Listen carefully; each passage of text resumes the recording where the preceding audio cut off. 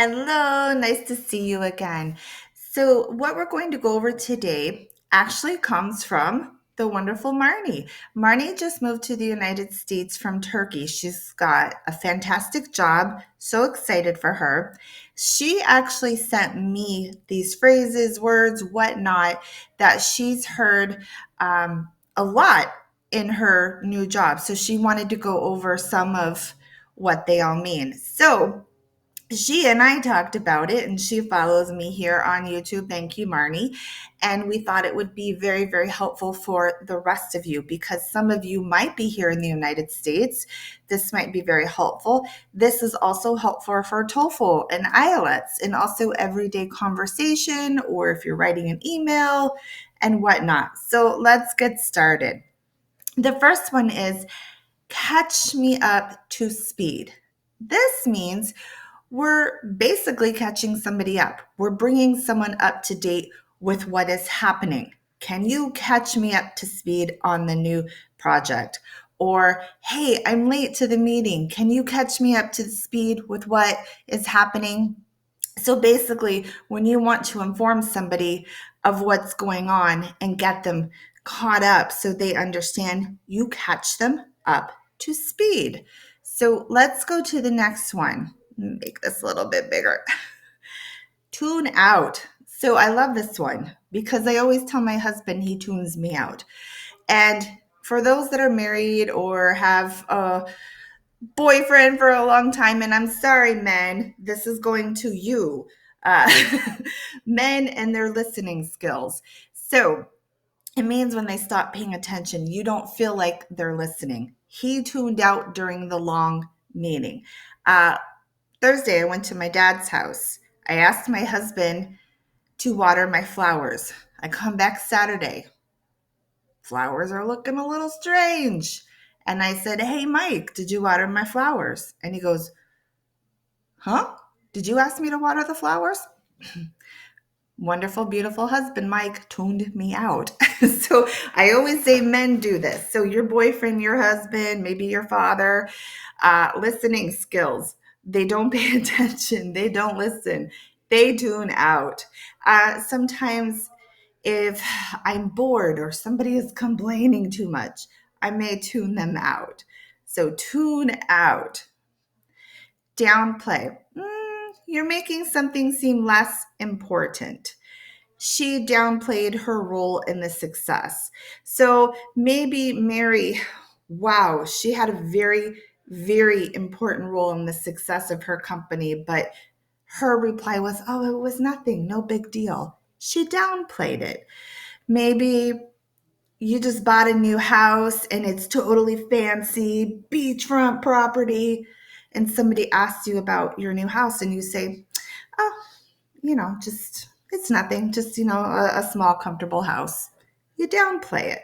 So you're making it seem like it's less important. Sometimes we downplay things like a house we buy or maybe a car because maybe other people don't have that advantage and we don't want to make them feel bad.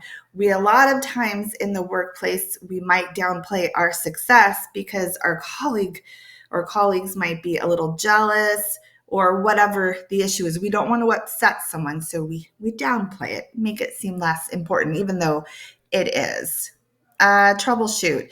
Uh, every technical person for any company I ever worked for knows they have to troubleshoot with me, Amanda. Amanda, what did you touch? What did you press? I don't know. So we have to troubleshoot it.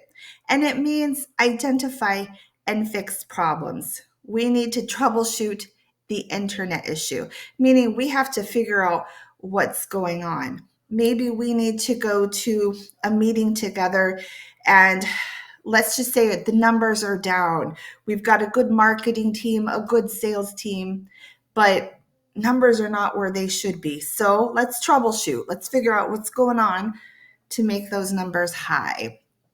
So next one, friction. Another word for conflict or tension. See, this is a really, really good example of why I always say learn synonyms. because you probably know what conflict is, you probably know what tension is. But did you know the synonym is friction? You may never use the word friction, but if you know what it means, you have really good understanding of what someone is saying. So, for example, if I said there was friction between the two coworkers to you, and you knew that friction was a synonym of conflict or tension, you would know exactly what I was talking about. So that's why synonyms are very important, because you may not use the word, but you may hear it too. So synonyms will build up your vocabulary. All right. So again, when you want to maybe handle conflict or tension, or maybe there is conflict or tension, there is friction. I don't know. Have you ever been out with friends that are a couple and it feels uncomfortable because there's friction, there's tension, there's conflict going on? Or maybe you have a colleague that doesn't get along with another colleague. The friction, it's uncomfortable. That's when you go, la, la, la, la. Anyways, empathy. This is understanding another's feelings. Now, sometimes this gets confused with the word sympathy. Sympathy. So, when somebody dies, we send them a sympathy card. We sympathize with them. So the difference is empathy, we understand feelings. Sympathy, we feel. We feel sad. When somebody dies, we sympathize because we feel the sadness. It's sad when somebody dies. But when it comes to empathy, we understand another person's feelings. The manager showed empathy to the customer who couldn't log into his account. He understood his feelings. He didn't feel his pain, probably, with the frustration, but he understood. So, a lot of times, customer service agents are trained to show empathy to customers. That person may not care what you're going through if you're talking to them on the phone or email, but they'll show empathy like, hey, I understand you're frustrated. Hey, I understand you're upset. I'm showing you empathy. It doesn't mean they have the feeling, but they understand the feelings of what you're going through. And empathy goes a long way with customer service. You know, if you're having a bad moment and somebody says, wow, that's terrible, let me fix that for you. That's great empathy. And that could definitely help troubleshoot the whole situation. Okay, resilient. You are able to recover quickly. Children are resilient. You know, if I fall down and get hurt, ouch, it's going to take me a long time to get better. But if a child like 6 years old falls down, they are resilient. They will recover quickly. Just like with sickness, if a 10-year-old gets a cold and an 80-year-old gets a cold, the child will be resilient and recover quickly versus the 80-year-old who it's going to take a lot longer. When it comes to business, the company was resilient after numbers dropped. That means, hey, the numbers dropped, then they were resilient. They were able to recover quickly. So that is resilient. Let's go to the next one. Learn the ropes. Your first job, or actually not just a first job, any company you start with, whether you have experience or not, you have to understand the basics of that company. You learn the ropes. It took a few weeks to learn the ropes at work. So you start a new job, you don't know the ins and outs of the company, but you've got experience. You just don't know how they do things at that company. So you have to learn the ropes. Do they have a deadline for this? Do you have to put in a work request to use the copier, or whatever it is that they do? You have to learn the ropes. You have to understand the basics of what's happening so you know how to do your job. And of course, when you graduate from college, or even you don't go to college and you get your first job, you have to learn the ropes. You have to learn the basics. All right. And Cookie the cat is saying hello. Meow, meow, meow, meow, meow. All right. Let's go to the next one. Get ahead. You make progress. He worked overtime to get ahead. So he had to work a little bit later to make progress on all of his work. Oh my gosh. In order to get ahead, I have to maybe spend 40 minutes at the gym instead of 10 minutes. So in order to get ahead, I have to work harder at the gym, spend a longer amount of time, which is true. Uh, my ideal thing at the gym is probably 10 to 15 minutes, I'll be honest. But I'm moving up to 40 minutes to an hour. So in order to obviously get better into shape, I have to get ahead. I have to work harder in order to make progress. So sometimes, for example, I'm not the best person at math, but in order to get ahead in math, I may have to spend a little bit of extra time practicing. So that's get ahead. Okay, hands are tied. You're unable to do anything.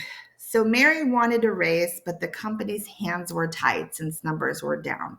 So the company's not doing so well. Mary wants a raise, but since they're not doing well, they're probably not making any money. Their hands are tied. They want to, but they can't.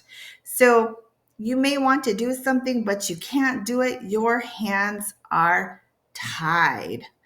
Okay, let's go to the next one. In a nutshell, we're summarizing things up. We're concluding, summing it up, we're making it shorter. So, hey, Amanda, how was the project? I can probably give you a 20-minute explanation, which you will go to sleep. But instead of giving you a 20-minute explanation, I could just say, in a nutshell, it was awesome. Hey, Amanda, how was your day? Well, in a nutshell, it was crazy. Instead of hearing like for an hour about how crazy my day was, or in a nutshell, it was awesome blossom. So when we want to make things shorter, summarize things pretty quickly, we can say in a nutshell. Okay, paying off. This is our last one. Producing good results after effort. So when we get ahead on something, we are working really hard. It pays off to get ahead. It pays off to work hard. If I work hard at the gym, it will pay off. That's what my husband tells me. He's actually right. I just complain about the gym because it irritates him. But if those of you that talk to me a lot, you know this is a daily conversation and I joke about it. But I do know the gym is very important and it will pay off. The more I work hard at it.